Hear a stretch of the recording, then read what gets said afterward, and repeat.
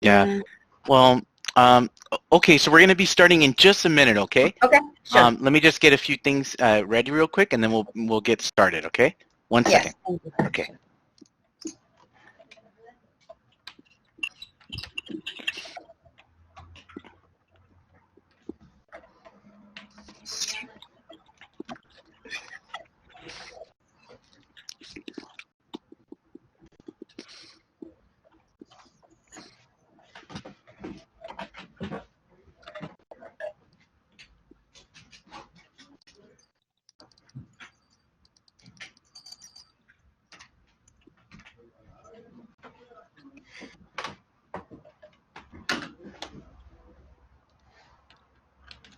All right, everyone, we're going to go ahead and get started. Today, welcome to our Collaborate session number 2. And if you guys can do me a favor and just mute your mic, if it's not in use, just go ahead and mute that. It makes the clarity so much better. Really would appreciate that. Hopefully, you guys had a wonderful Thanksgiving. I had a great Thanksgiving. We actually had to stay at home, actually, in our area because of the snow, but it worked out well. Actually, I was still with family anyways, but I still got to eat a lot, and I don't know, I'm still having a hard time getting over all that food. I think just the carbs, something about all the carbs just doesn't make you feel good sometimes, you know. So, but anyways, well, welcome. Happy Thanksgiving, or belated Thanksgiving. We'll go ahead and get started, all right? If you can, real briefly, just give me one word, okay, just one word about how you feel about last week, or how you feel about this week, or how you feel about today. It could be either personal, professional, it could just be one word. If you can go ahead and put that in the chat box, I would appreciate that. All right, so just write that in the chat box right now if you can. Okay, just take that moment to do that. Again, one word that you feel, how you feel. Okay, so Catherine, tired, all right. Yeah, and probably from the food too, right? Okay, Daniel, informed. Okay, great. Oh, at ease. Okay, awesome. Positive. Okay, great. Good. Okay, because the first session that we had, I had a feeling that you guys were feeling kind of like really worried, you know, and so I wanted to make sure that to calm you guys down there. So, all right. So really quick with check-in here, as far as check-in. Optimistic. Okay, great. How about Marcy? If you could tell me one word about how you're feeling, and Argelia and Andrea. To activate the chat box, and I don't know how to send it. I got this feeling. But Okay, it's no problem. fantastic. Okay, fantastic. Okay, great, good. Okay, Andrea, or in the chat box. Okay, excited. Okay, awesome. Okay, great. I just want to make sure everybody has an opportunity to say how they feel. All right, good. Awesome. Okay, so really quick, we're going to get, Ashley, late. We're going to get to, better late than never, right? We're going to get to the agenda here. So we did check in, some good things. We were able to kind of share about that. CLOs, so the course learning outcomes for this week, really has to do with accessibility. So if you notice, we have operating systems, right? We have the Microsoft operating system, you know, for the Windows. We have the iOS for the phones, the Androids, and all of these, Google, you know, Chrome, all of these operating systems all have what's called accessibility features, okay, which basically are features that they have already built in that allow people, you know, to access the material better, you know, or with ease. You know, so we're going to be talking a little bit about that during this week. There's some actual videos that I have under week 2 that I really recommend that you should go through. I mean, you know, you should go through all of the videos, you know, especially for the lecture. But it's really important to kind of go through all of that because I think you learn a lot more information by watching those videos. So we're going to be talking about the accessibility functions, and not for all of the operating systems because there's just too many, but we're going to probably just do maybe one operating system tonight. And then if you watch the videos, there's videos and there's readings on the other operating systems. So that's really what this whole week is about. And then also about how you can actually tailor your accommodations. So when you assign an assistive technology, either a device or a feature or an equipment, how you can actually tailor that to students. And there's a process that you do that at the IEP meeting, when you document it in the IEP. So there's a whole different way, of actually doing that. So we're going to talk about those two major objectives tonight and then throughout the whole week. And then hopefully you'll have time to practice all of that in the discussion board and then with the activities. We're going to review the social contract assignments. We're going to review the assignments for this week. Again, like I mentioned, there's 2 assignments per week, except week 3, there's only 1 assignment. And you guys already did the 2 assignments for week 1. So congrats, everybody turned it in. You guys were amazing, so good job with that for week 1. And then we're going to talk about discussion board and then the signature assignment, and then you should be starting at least the annotated bibliography or getting that going. And then I'll have an extension of my lecture from week 2 of teaching and using assistive tech. And then I have a case study that I crafted. And so I'm going to give you a scenario, and then in groups we're going to talk about, what are the actual problems in that scenario, and then what could be some possible interventions, especially with assistive technology in mind. All right? And then some final reminders, and then an exit ticket. Okay, so last week we did sign our social contract, which means, of how we will treat each other, in the discussion boards and in our sessions, and also how I'm going to be treating you guys as well. And one of the major things that we agreed to in reviewing the video was, be nice, be respectful, mute mic when not in use, be responsive too. That was one I heard, and so that's why also if you notice that when you submit something, I try to grade it as soon as possible, so I'm trying to be responsive as well. So this contract also means that I'm on it as well. So we signed it as a class, and then also to talk in private if there's any issues or things like that, to try to figure out how we can solve those issues. All right? Cool. Okay, so for the assignments for this week, again, there's the discussion board. The post is due Wednesday. All right, so I put here December 4th for those that are reviewing this later. And then peer responses to the discussion board, those are due Saturday, okay, December 7th. Sometimes if I get a time to do that, I'll actually send you a reminder, but I actually have to go through my grade book and then see who hasn't submitted. And then what I'll do is I'll write down your email and then I send you an email like as a reminder.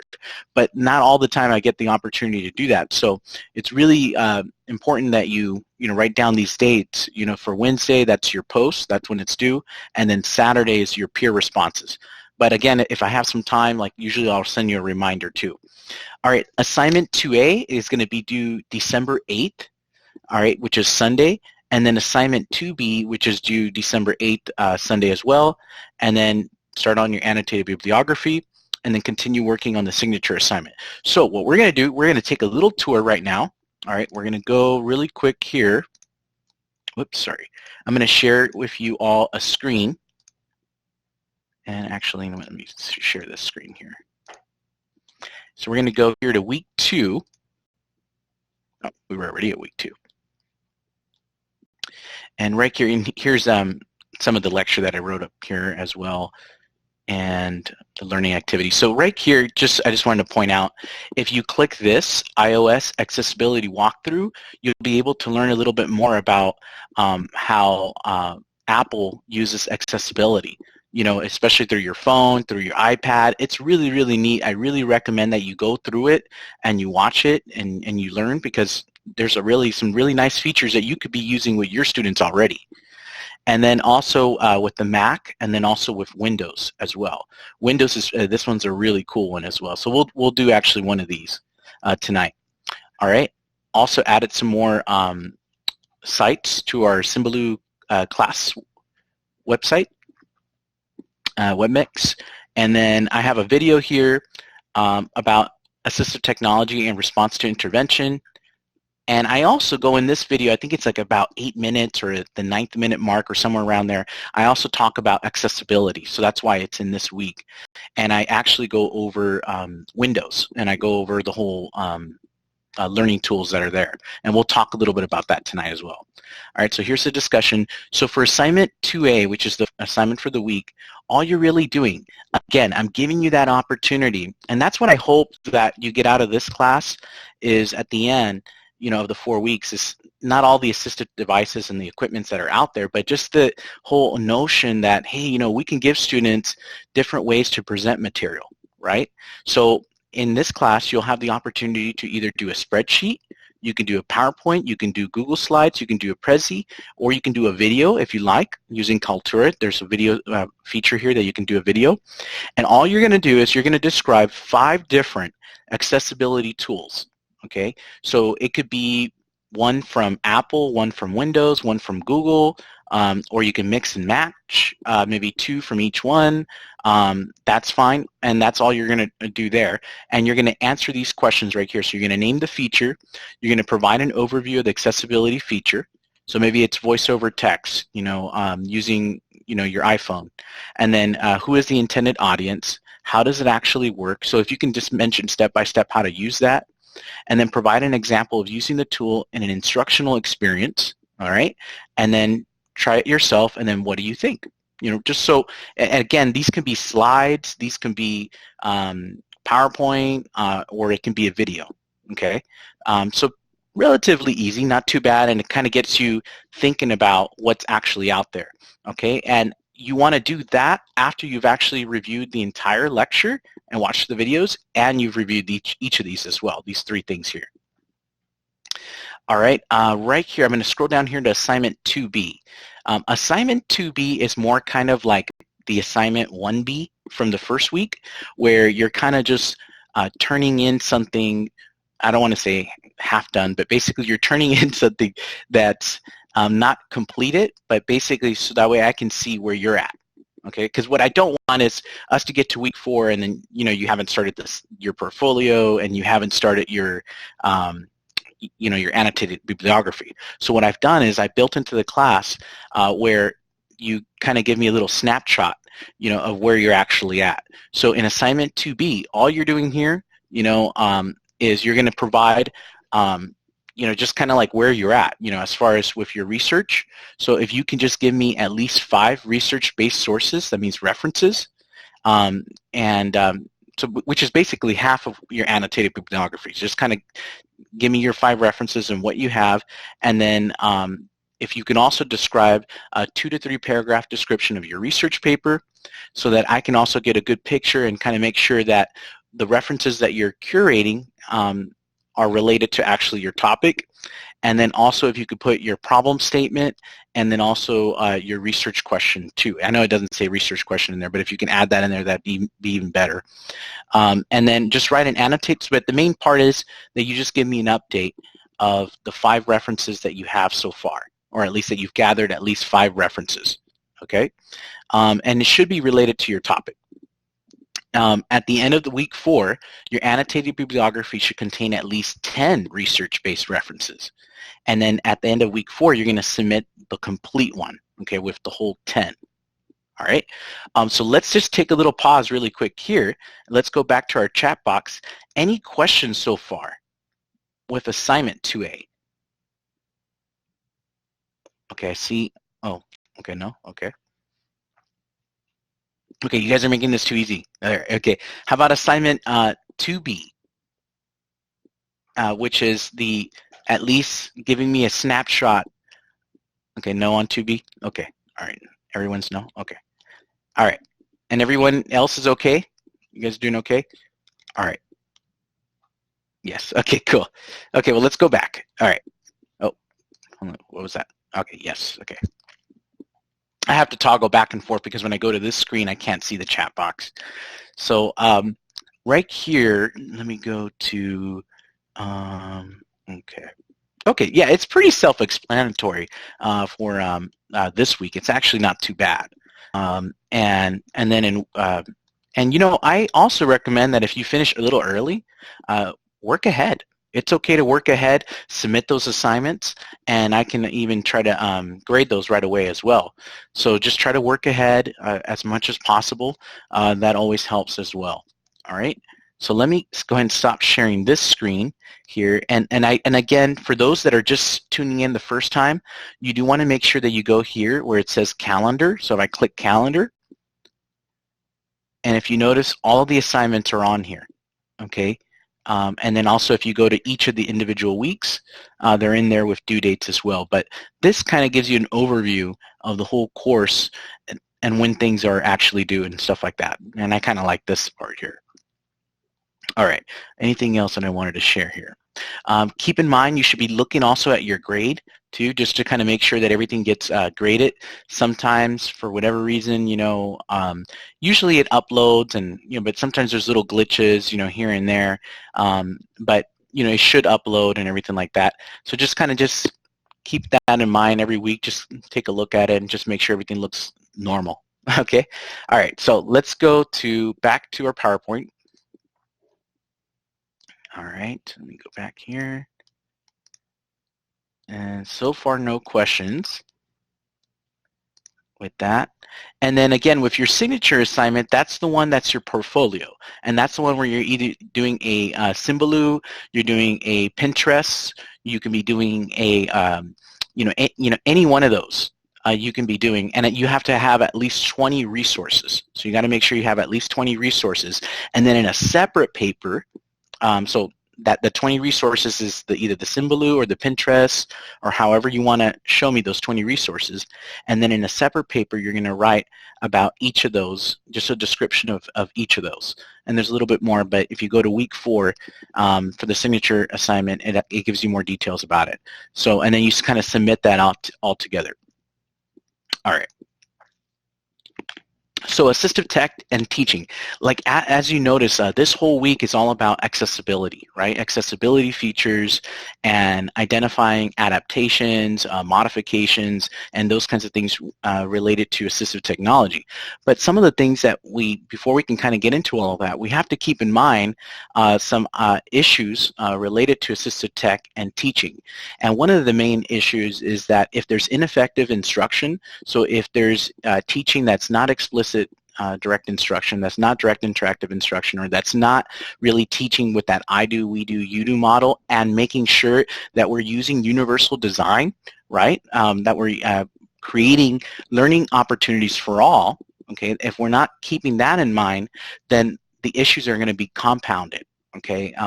Especially when we don't have assistive technology. So that's really what this whole slide is really talking about here. And then also what I put in here as well is that we also need to teach procedures for using the assistive technology. And so you want to ask your assistive tech specialist, either at your school site or in your district. Most districts, even large districts, they usually have one that's kind of like been blessed with that duty, and that's usually a program specialist that actually conducts the assistive tech assessments. And so, making sure that, that there's procedures in place, of how to use the device, that students have a choice, in the matter, in looking at it and trying it out. And that all has to do with assessment. So hopefully that assistive technology specialist, if they conducted the assessment thoroughly and using the model that I have in video week 3 with the settle method, that hopefully they've already done that. But it's good to keep that in mind, that to kind of make sure that they're having that choice, that the students in the class have already been kind of given that opportunity to kind of know that, oh, this is coming, that this student requires this type of device or something like that, and allowing them to ask questions, maybe if this other student's not there, at that time. That's always a good, little tip. So I actually did that in a class when I had one of my kids that I knew he was coming. He needed the touchpad. Before he arrived, I kind of told the class about it, and I allowed them to ask me questions, just kind of calm everything down. So that way, when he showed up, it wasn't like a big shock. And then you want to make sure that you're having collaboration in the whole decision making with choosing assistive technology, especially the gen ed teachers. The gen ed teachers, know kind of what's happening in the classroom and what could be, because you want to make sure it's feasible. That it's easy for the student to use, for the gen ed teacher to use, and then also at home as well. And then also in the book, it also talked about making sure that the device is not necessarily given, but basically loaned to the student, and it's that student's device. So it shouldn't be a device that's, oh, okay, we have an Alpha Smart, or we have this touchpad in the class and it's shared by Billy and Samantha. No, it should be one for Billy and one for Samantha. One that they can take home, one that they could decorate, one that they can have ownership of. And take care of and learn a little bit more about self-advocacy along the way, as they're learning more and also responsibility. All right, some free assistive technology tools that are out there. Microsoft Learning Tools is out there. I highly recommend that. Obviously games like Kahoot, your district Chromebook, that's out there. Those things now we have. When I first started teaching, we didn't have those things. So keep that in mind. Now what I'd like to do really quick, this has to do with classroom adaptations and how you can actually adapt the content, or the assignments for your students, either through an accommodation or through a modification. So accommodation just really has to do with changing the whole way of the process of how you teach and then how the information is presented. So if you give the child, the opportunity to do a Pinterest or to do maybe Google Slides or a PowerPoint, you're providing an accommodation there. Or modification has to do where you change the actual content of it or the standards. You lower them or you increase them, but basically more of the time you lower them, and that's a modification. All right, so let me give you, just before we get to this part of dignity and respect, I want to share with you really quick here. Let me share this part here because I think it's a really neat feature that a lot of times we as teachers, we don't use it, and we should be using it quite often and more. So let me go here to, let's see here. Okay, let me see if you probably won't see that screen. So let me share with you my entire screen and see if you'll see this. Okay, it's going to look a little funky there. And then let me see. Okay, do you see the course outline right here? If you can put something in the chat box, like a thumbs up if you see it. And then, okay, let me go back to the chat box. Okay, yes, okay, perfect. Okay, got it. Okay. So just to kind of show you around a little bit with Microsoft Office, and this is just with Word, okay, but there's a lot of features with PowerPoint, with Excel, and a lot of those things. And then in the lecture for that week on the top, I have a link. If you click that link, it's called Microsoft Office Learning Tools. It breaks it down by vision, by cognition. It breaks it down by all different types of areas where maybe the student is having issues in, and then you can look at different types of adaptations or accommodations for the student. So what you're going to do is you're going to basically click here where it says review. So again, you're here at home, right? So you're going to click here review, and if you notice, you have read aloud. You also have accessibility. So right here, if you click check accessibility, so if I click this, you'll notice that a little box over here appears, and it gives me some results, and it breaks it down into errors, warnings, and then intelligence services. And so with errors, it's basically saying that it's in order for this document to be accessible to all, and especially to those students that have disabilities, with either with vision primarily, you're missing alternative text. So if I click this, and it even tells me where, so picture one, and then it highlights it, and then it says why fix it. So it gives you a reason why you should fix it, and obviously because they won't be able to see what that logo is. So what you do is, and it tells you how to fix it. So in order to make this accessible to all, what you'll do is you'll right click the object, and then select alternative text. So if I click this, and then I click edit alternative text, then it tells you here to write 1 to 2 sentences of what this logo is about. So then that way, whoever is doing the voiceover of reading this whole course outline to that person, that unfortunately has a disability, will be able to know, oh, okay, that's the logo that says National University, or that's a picture that says this, and that. Because, just how pictures help us understand things better, it would help them as well, because it gives them an image in their brain of what it's about. So if we describe to them what these pictures are, it'll help them a lot as well. Now, if you're even struggling writing 1 to 2 sentences about what it's about, you can even click this, generate a description for me. It takes a little moment, and then it does right here. And it says a close-up of a logo, description automatically generated. So that's what it could say right there. All right. So just keep that in mind. Check reading order, hard to read text contrast. If you click this, it takes you exactly where it's at. So a lot of students have difficulty, especially with like the colors. So you want to make sure that you, change the colors to maybe like black, or gray, dark gray, and not have anything that's like highlighted as well. Okay, now let me show you really quick this other one here. If I click here, if I type here where the search bar is, and I type learning tools. Oh, and by the way, and then you click here, immersive reader, right here. And okay, so right here you can actually break things down to text spacing. So if I click that, see how it does that? If I click it back, it goes back. I could go to read aloud, and it will actually read it out loud for me. Page colors, I can change the page colors. Column width, you can do a lot of different features here with just Microsoft Word. Okay? All right, so let me go ahead and get out of that really quick and go back here to our PowerPoint. And I think we had some questions here. Yes, Google does have those options as well. Yes, they do.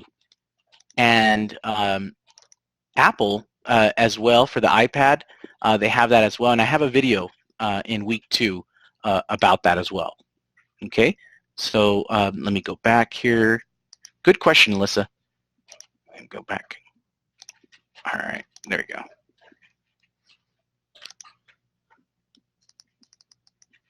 All right. So just dignity and respect, just some things to keep in mind as you're looking for these accessibility features for your students, whether it's using Windows, whether it's using Google, or a different operating system, maybe it's the Android or the Apple, the iOS or whatever. Just allowing the student to kind of have a choice or an option, so giving them, look, would you like this or would you like that, instead of just saying, you're going to have all voiceover, or you're going to have, read aloud text no matter what, and then also one thing that I found that was always very helpful was in the meeting, as you guys are discussing, what type of accessibility feature, accommodation, or device or equipment or AT that you're going to give to the student, that you allow the parent to explain it to the student first, especially at home if the student is not at the meeting. So I'm talking about more like elementary kids and those kinds of things. But you might want to have that discussion already before the meeting as well, too. And then again, you want to introduce the device to the classroom. And then you want to introduce assistive technology as a positive factor. A lot of times students, even at middle school, and not so much maybe elementary, more in middle school, sometimes they want to do away with that, and they feel like, oh no, it's going to make me look different, and those kinds of things. And you just kind of have to make it fun, So, for example, I had a student. He spoke through a machine and everything like that. And one of the things that I did was I showed him part of the movie Star Wars, and Darth Vader and this and that, and so he thought it was pretty cool. And so, just kind of making it fun and making it positive, in a different way, and sometimes showing them those types of things that are out there also. All right, so I'm going to give you a minute really quick, actually 30 seconds, just to kind of read through some of these really quick. All right, if you can take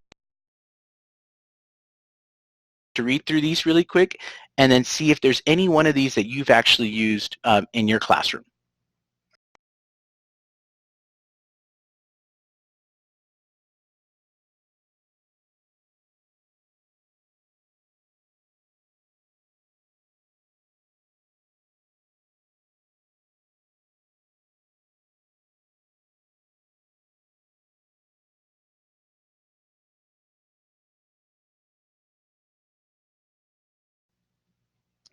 All right, so with assistive technology, there's a lot of different types of accommodations and supports that you can use in the class and then also at home for tests, for homework. EndNote helps with organization. That really, really does help. Organizing separate sheets for word problems, all those things. Voice over text. Allowing students to maybe draw or use a chart to solve problems with their Chromebook or AT device. So there's a lot of different things that are actually out there. Really quick, and you could write this in the chat box too if you don't feel comfortable sharing out loud. Is there anything that maybe you've used with assistive technology in the classroom? If you could share one thing. So I'll give you guys 30 seconds to kind of share. I'll put this back up here if you want. And then maybe there's something else that you have. All right, Ashley. So a lot of my students are nonverbal, so they use either touch chat, Proloquo. Oh, okay. Proloquo. Okay, I know that one. Okay, nice. Okay, good. And are your students mostly high school, elementary? They're 3 to 5-year-olds, so. Oh, okay, the preschool. Okay. Yeah. Okay, great. Okay, thanks for sharing. Appreciate it. All right, let's see. Anybody else? Catherine F. A lot of my students use the speech to text and text to speech. Oh, good. Okay, and do you have middle school or elementary? I'm elementary. Elementary. Okay, nice. And so they do use the speech to text a lot? Yes, they do use that, and especially when they're writing. A lot of them cannot formulate. Good. They can formulate the ideas, but then getting it from the brain to the pencil to the paper is just. Mm-hmm. Yeah. And have you noticed that it helps them, by doing that, using that feature, and then once they have the information there, then they can try to organize things? Yes, it takes away that just the fine motor task piece, and the writing goes from sentences to paragraphs to pages. Oh, yeah. Which is amazing. Yeah, it's amazing. I had a student in actually 6th, 7th, and 8th grade. I was doing RSP, and so I used to move up with my students every grade. And, I mean, this student could barely write. I mean, it was just so bad. It was like writing like kindergartner or first grade. I mean, it was really, really bad. And so he would just struggle so bad. And so we actually gave him the Alpha Smart at the time. Yep. And so he was actually able to type. And oh my goodness, he had like really, really good essays, and really, really good ideas. And yeah, so it's crazy when you give what these kids can do when you give them the right tools. Yeah, when you give them the right tools. Yeah, big time. Yeah. All right, cool. Thanks for sharing. How about Catherine W? I was going to say a lot of my students use the text-to-speech and speech-to-text as well as I've had several students use Co-Writer or some other word prediction apps on iPads, and then Proloquo I've had students use as well. Oh, okay, good. Awesome. Okay, great. And so most of your students have iPads in your class? No, so most of my students have Chromebooks, and then I've had a couple students that then have also had iPads for different reasons, primarily communication issues. Oh, okay, great, awesome. Thanks for sharing, Catherine. All right, so one of the things we also want to keep in mind too, it sounds like you guys have a lot of experience already as well, so that's good. Just some grading practices, and I know this might sound like, well, duh, we want to make sure that they're not penalized, and that's really what this whole slide is about, that they're not penalized. But sometimes we have to actually have that discussion with the gen ed teacher and the IEP team. Unfortunately, not everybody knows that, so just making sure that you have those regular meetings, those discussions, that's really, really important, and just keeping that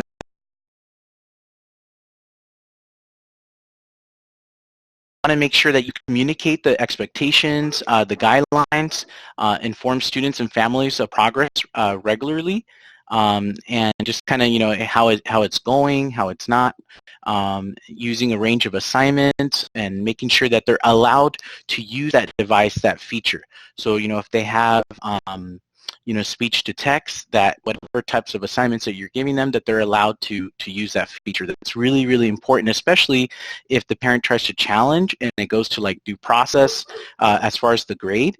They could win, because if you didn't allow, you know, speech to text on certain assignments, and, you know, then, you know, you kind of lose the case there.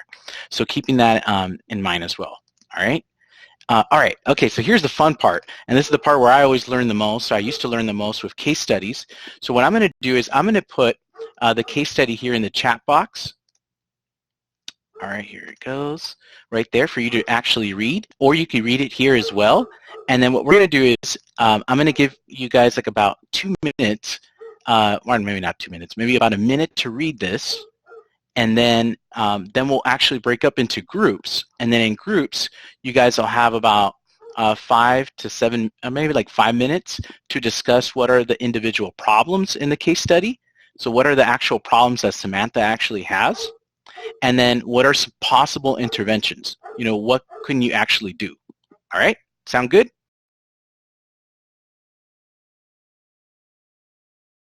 You a minute really quick here to read.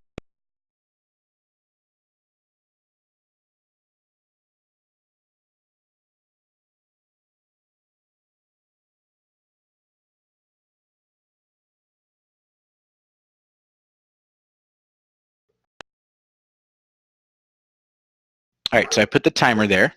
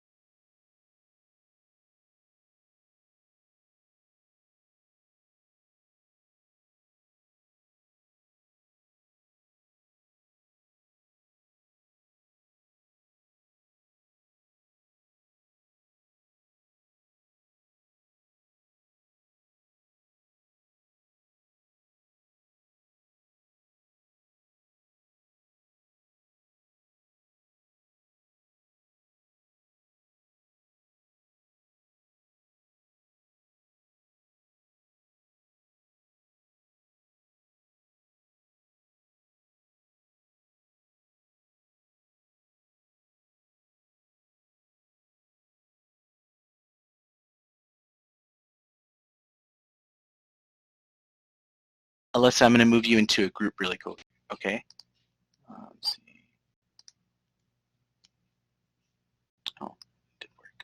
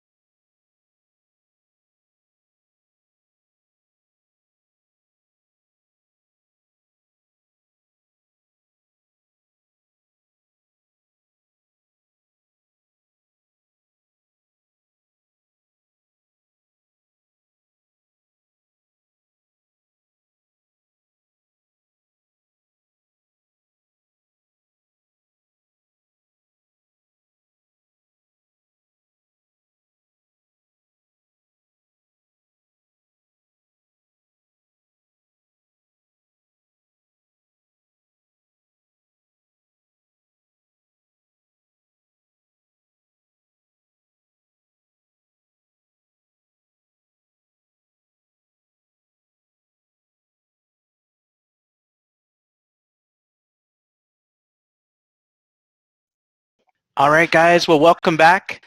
Okay, so let's kind of go through this a little bit. Hopefully you had an opportunity to discuss with your groups. We did have, actually, we broke down into 3 groups. We'll start off with maybe, let's go with, how about group 1, if anyone want to share, and that was Alyssa, Daniel, Catherine, and Maria.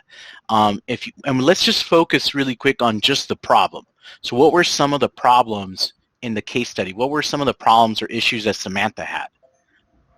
All right, so oops, let me go back here. Who would like to start off? Either Alyssa, Daniel.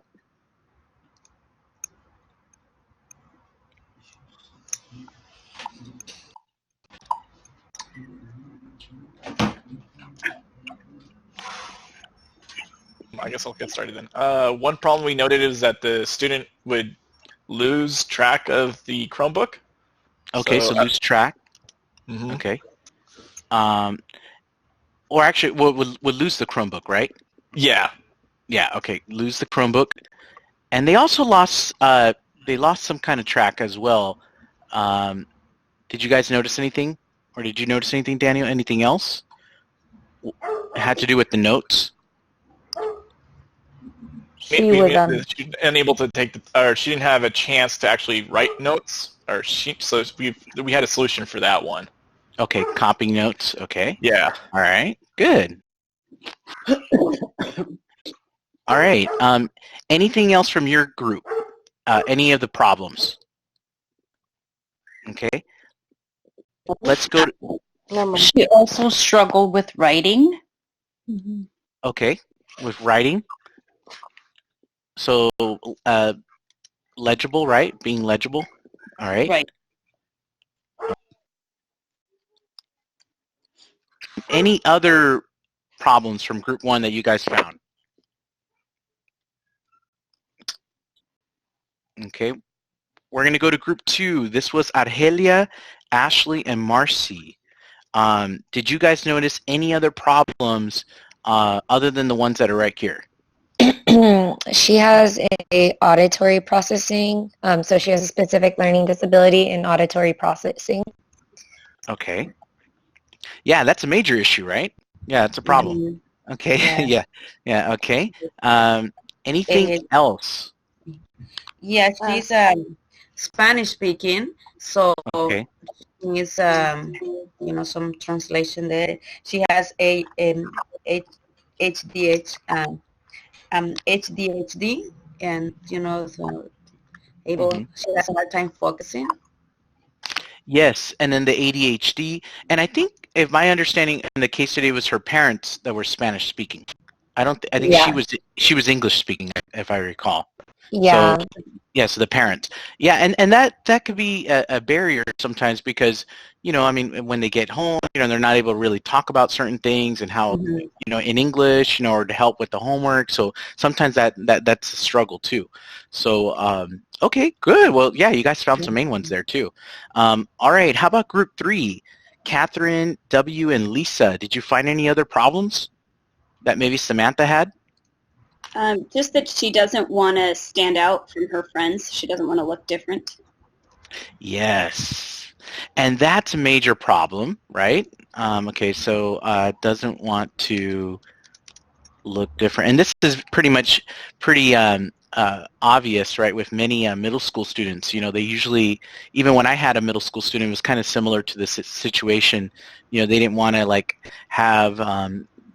their issue actually had to do with hearing, and it was a hearing aid, and they didn't want anyone to kind of know that it was there, and there was a major issue there, and so they were in 7th grade at the time.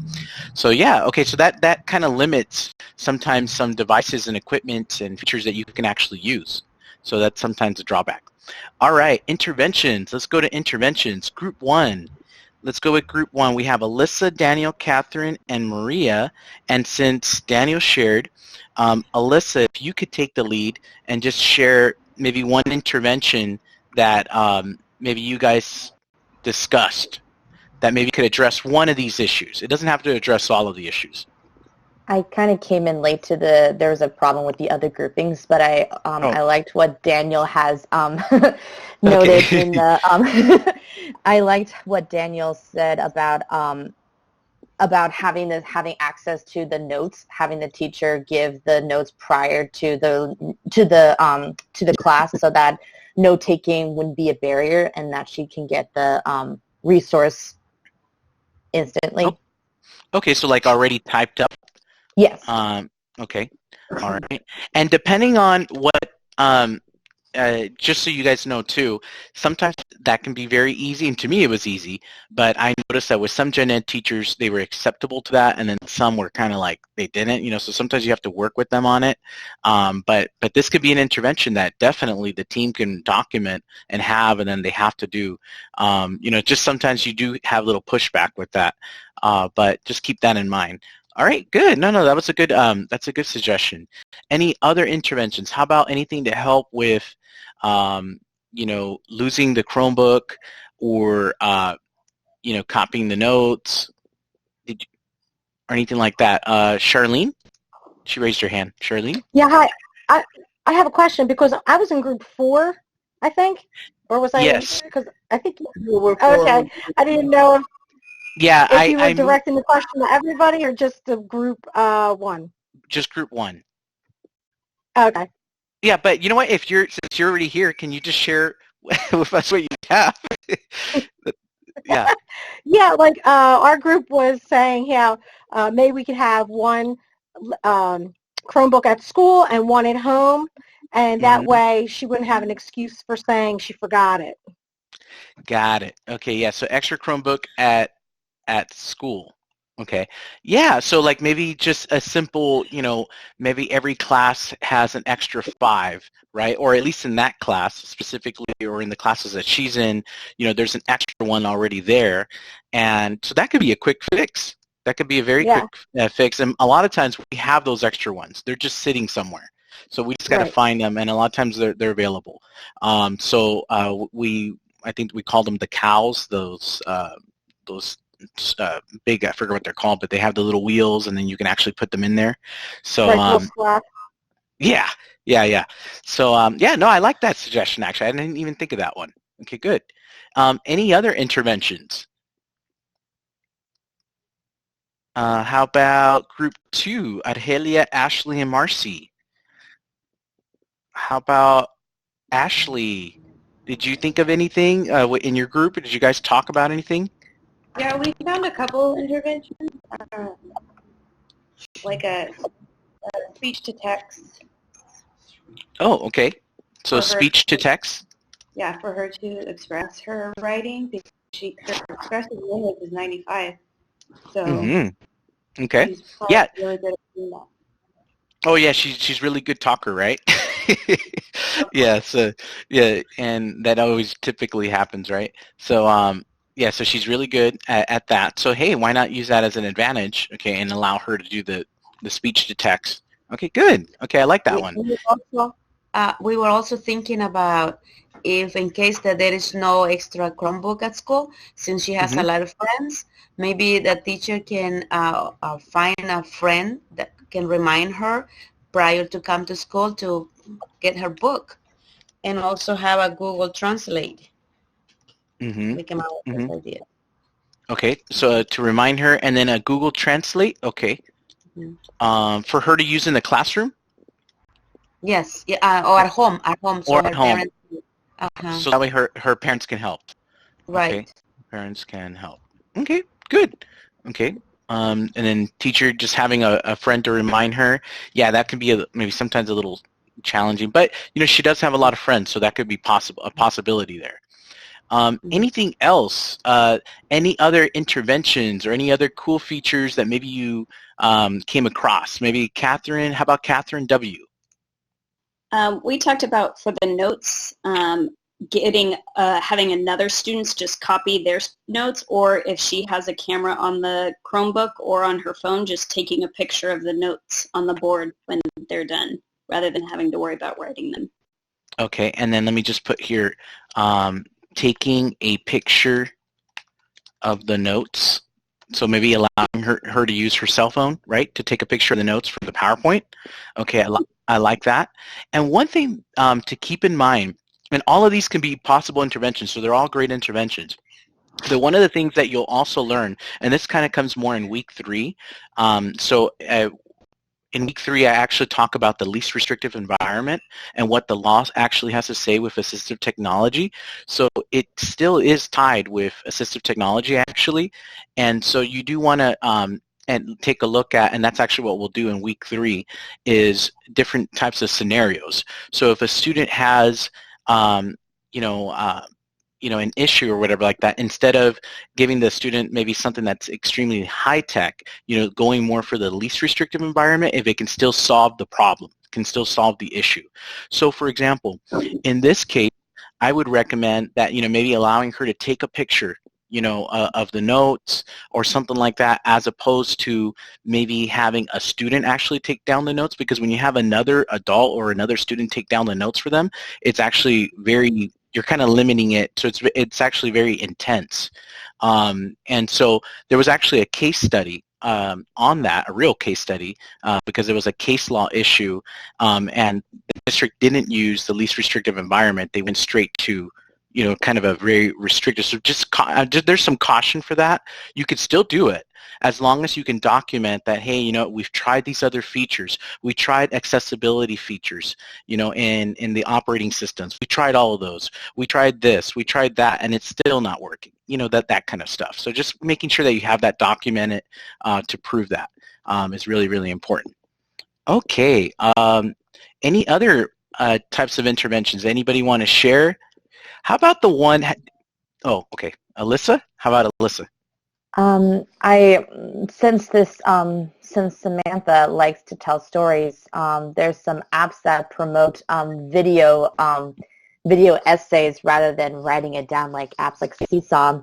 The class can all participate in creating video stories so that she can collaborate with the friends, as well as being able to tell this. Yeah. I like that. So there's some apps that actually promote videos, so she can use like a video to do her essay, or as long as, right, she's including all of the parts to it. There was one student, I think I shared with this class, or it was maybe my previous class. I allowed him to, he had a lot of issues with behavior, and I allowed him to actually do a PowerPoint, on his favorite sport, and as opposed to, and why that sport was the best. And then he also did another one on his favorite music, and it was old school music. And so, just keeping all of those things in mind as well. So yeah, okay, I like that. Great. How about the issue about that she doesn't want to look different? Anything that maybe we could do to intervene with that? Any thoughts on that? Charlene? Yeah, just not say her name, and like not address her directly, but address the whole class as a whole.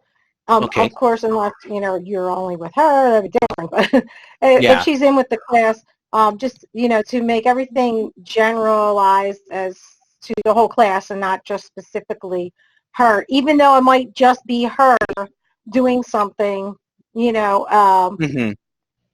that's inappropriate or different than what you are trying to achieve in your class. You still can just address it to the whole class anyway.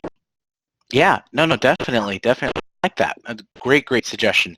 So what I did here is I wrote down all of these types of interventions, all of these interventions that we came up with, you guys came up with in groups, so good job on that. And then you guys were able to identify several different types of problems as well. So sometimes what's nice about case studies is that you can actually see what really happened, or an issue that was actually happening, and then discuss it and then get ideas from other people. So maybe, there's something that stood out to you. Maybe now you'll give a student an option to do maybe a video, a PowerPoint, or to do it in a different way. Or maybe the speech to text, something like that, something that stands out. So that's why we actually do it, because you can actually learn from it. All right, so we're going to get to our last slide here to wrap everything up. If you can think of one aha moment from today's Collaborate session or something you learned or enjoyed from this week's class or the readings, if you could type it in your chat box, and that'll be your exit ticket, okay, for today. And then while you're doing that for tonight, I'm going to give you some reminders. Okay, so just one aha moment from today's session or something you learned or enjoyed from this week's class or readings. And it could be something very simple.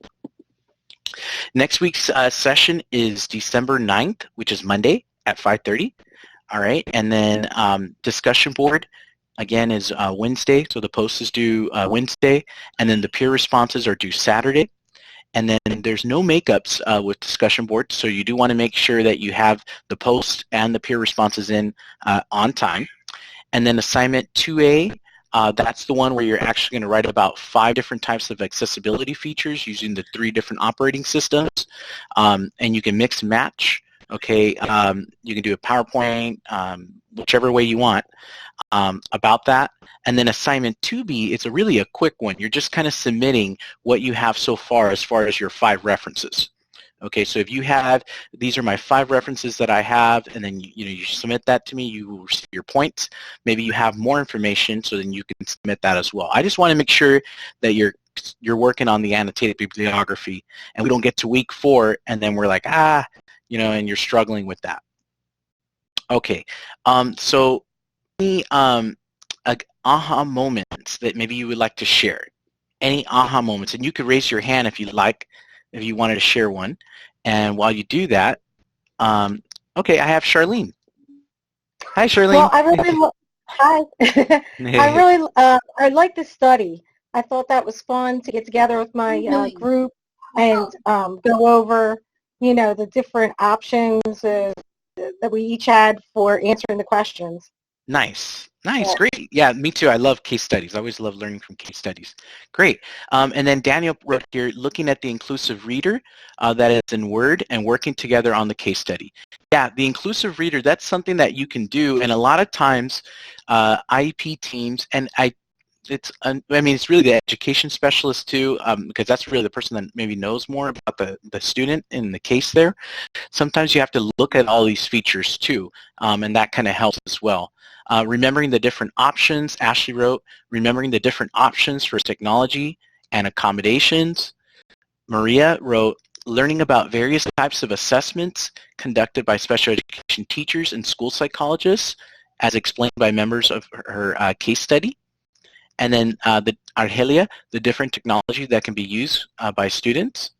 All right, good. And the Symbaloo. And then Marcy wrote right here that when shown the different features on Microsoft Word. Yeah, awesome. Yeah, go through the one of Google. That's a really cool one too. Under week 2, I have a little link there. That's a nice one. I think you're going to really like that one too. All right, so we're going to go. Looks like we learned a lot tonight.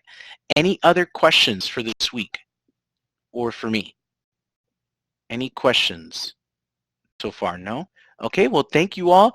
You guys are such a great group of students. And what I'm going to do is I'm going to stay on for a few more minutes just with Argelia. She just had a few questions. But other than that, everybody's good to go. All right, so thank you guys. Have a great night and stay safe out there. All right, thank you.